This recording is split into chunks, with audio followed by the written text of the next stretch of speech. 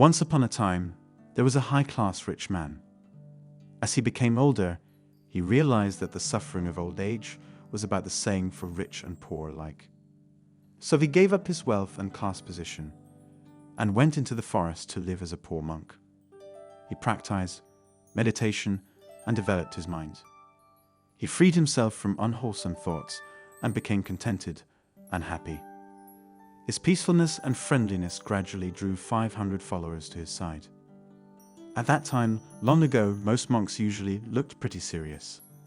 But there was one monk who, even though he was quite dignified, always wore at least a little smile.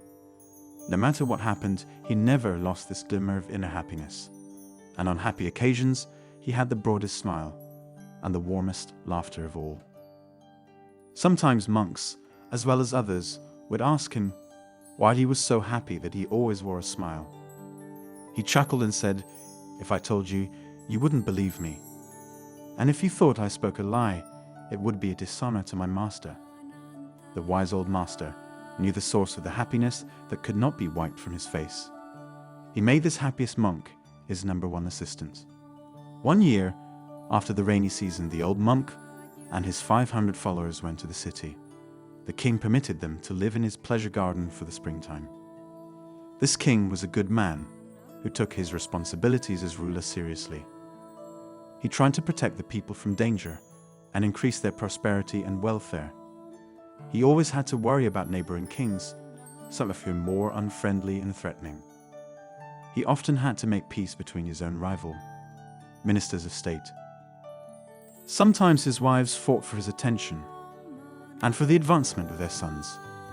Occasionally, a dissatisfied subject even threatened the life of the king himself. And of course, he had to worry constantly about the finances of the kingdom.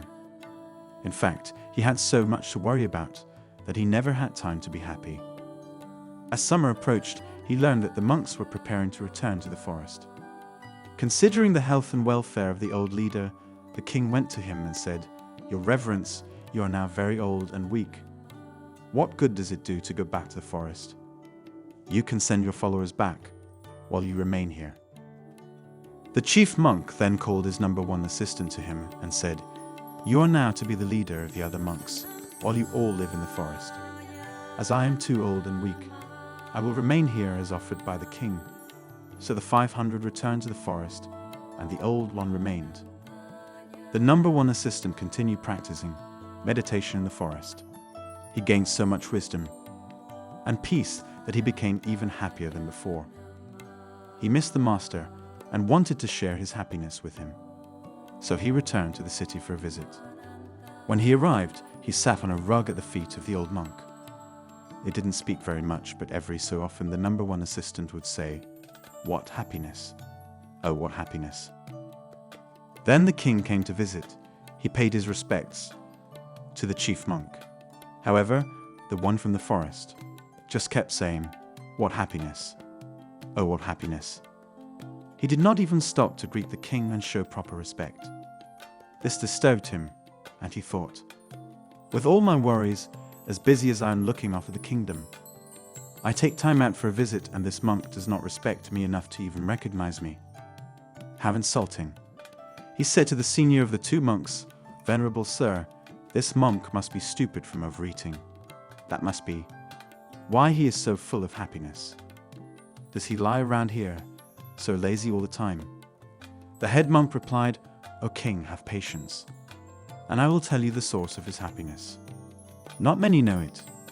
He was once a king, just as rich and mighty as you. Then he was ordained a monk and gave up his kingly life. Now he thinks his old happiness was nothing compared to his present joy. He used to be surrounded by armed men who guarded and protected him. Now, sitting alone in the forest with nothing to fear, he has no need for armed guards. He has given up the burden of worrying about wealth that has to be protected. Instead, free of the worry of wealth and the fear of power, his wisdom protects himself and others. He advances in meditation to such inner peace that he cannot keep from saying, 'What happiness! Oh, what happiness!'" The king understood at once.